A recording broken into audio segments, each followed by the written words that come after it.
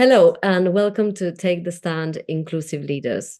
I'm Dana Denis-Smith. I'm the founder and CEO of Obelisk Support, a legal services business, and the founder of the First 100 Years Project, which celebrates the achievements of women in law.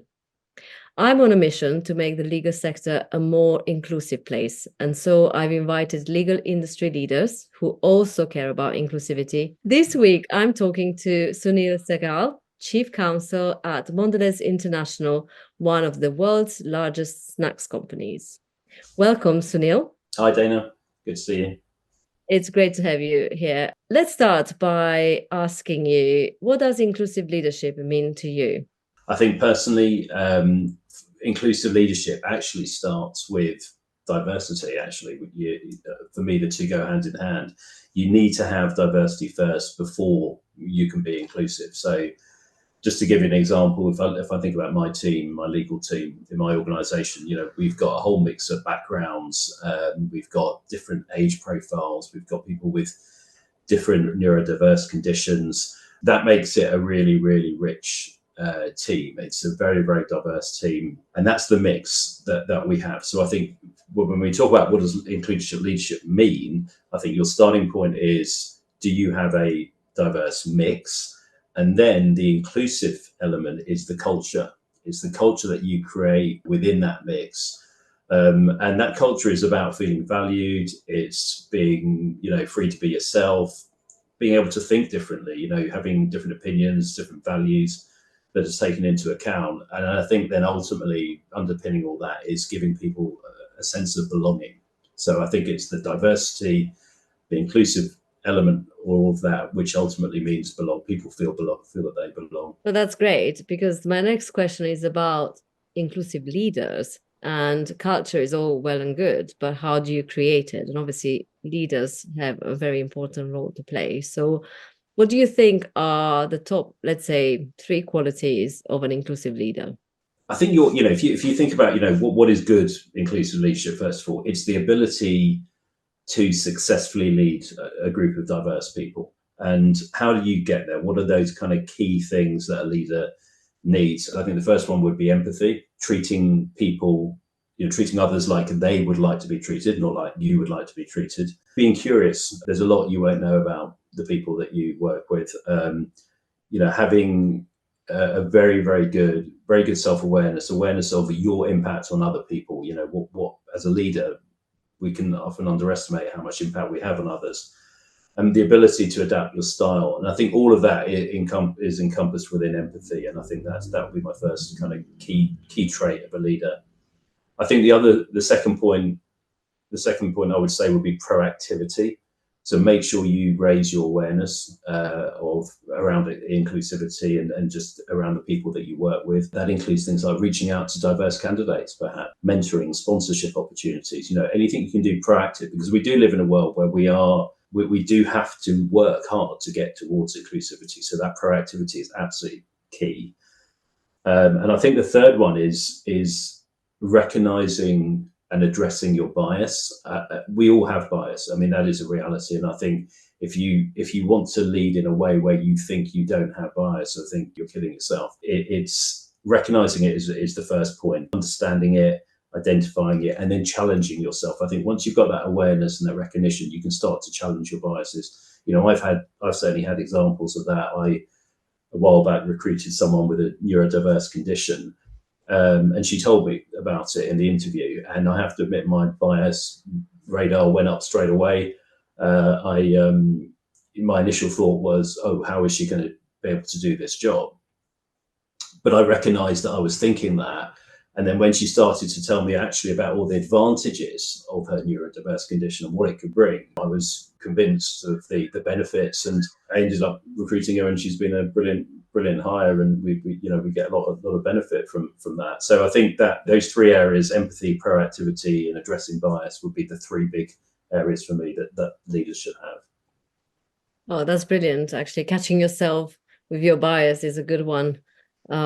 So talking about your journey in the legal profession, I'm curious to hear of any experience you might have had of somebody else and their inclusive leadership and non-inclusive leadership style, and that might have influenced your career. And why do you think it mattered so much to you as a leader today?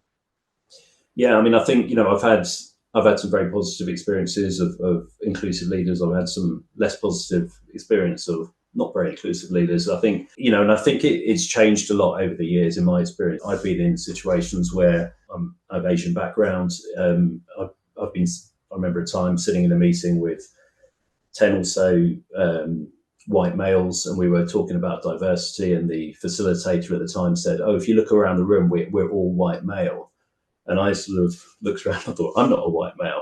Now, even the facilitator didn't recognize that. He just saw me sitting in a group of white male. And you had those little situations. And then you've also had people say to me things like, "Oh, I don't recognize your color." Trying to be positive, but actually I want my color to be recognized. It's really important because that's who I am, and that's my sense of belonging that I bring. Those are some of the less positive experiences, but there have been many other leaders. Recently worked with a president in my organization who's super curious about, he's a white male, but super curious about people's backgrounds, people's cultures, what they need, what they want, what motivates them, and they're constantly asking questions. And then taking actions to they'll ask the questions and they'll remember it, and that's a sign of a great leader for me. A month later or whatever, they'll come back to you and they'll remember the conversation you had, and they'll act upon it, and they'll do something different. So I've had some really, really positive experiences, and I'm getting more of those now. So I think there is a big shift and a recognition in good leadership around how important that is, and I think people are just working on that much more. I agree, and I guess that's part of these conversations, is to keep the conversation going, to elevate it, and actually encourage people to not be scared to enter this kind of inclusivity space. There's nothing to worry about. There is no right and wrong answer. If we don't talk, that's probably the wrong answer. But if we do talk, we will probably get some really good answers together. So my next question, because well, we still have barriers to inclusion, and especially in the legal profession, things are changing, but maybe not fast enough. What do you think is the biggest barrier to having a more inclusive legal profession? I talked earlier about bias, and I think that is a barrier, but it's one which, but it's not the bias itself that's the barrier. It's the lack of recognition of your bias and how to address it.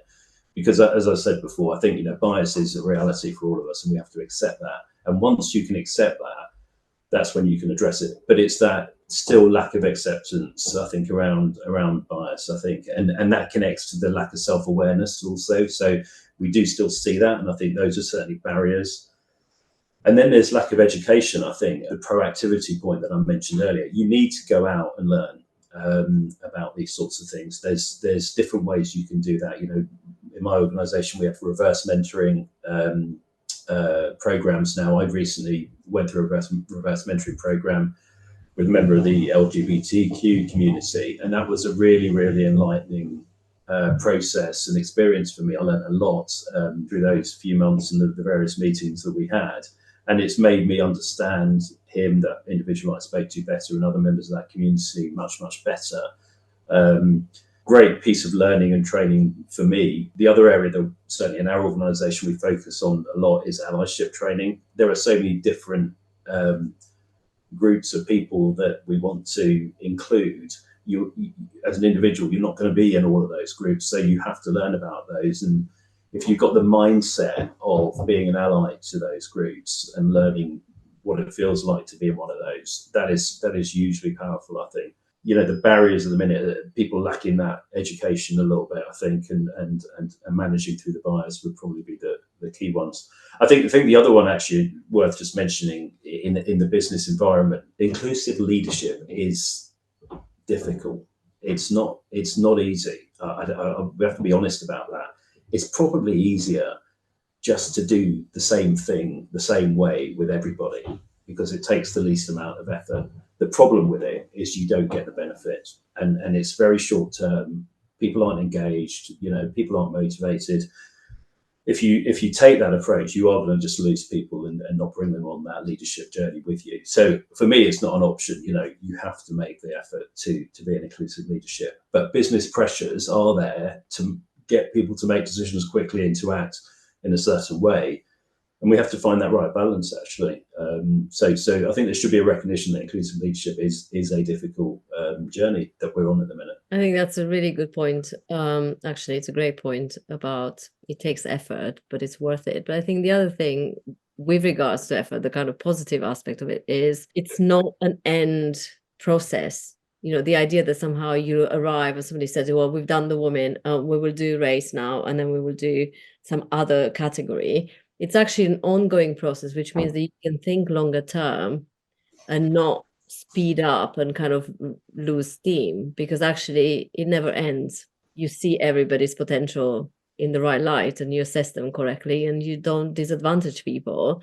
So there's this kind of sense of deadline that doesn't need to exist, because it's actually about justice and fairness and other kind of values that we all have. And that kind of takes the pressure. So if you feel you're really under pressure at work because there's a big transaction or something, it doesn't mean you have to give up your values. You will just return to accelerating, but don't see it as an end process, because very often I come across that and people say, well, we've done that, we don't have a problem here. And actually that's not how people on the ground feel.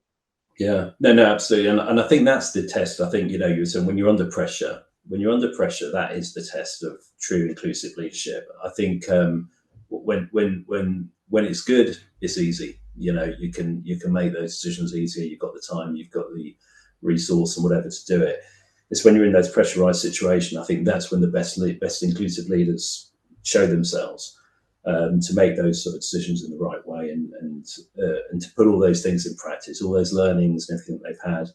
And you're right that for me, I've always said inclusivity is a journey, and you're on a constant journey. And actually, everyone's at a different point in that journey.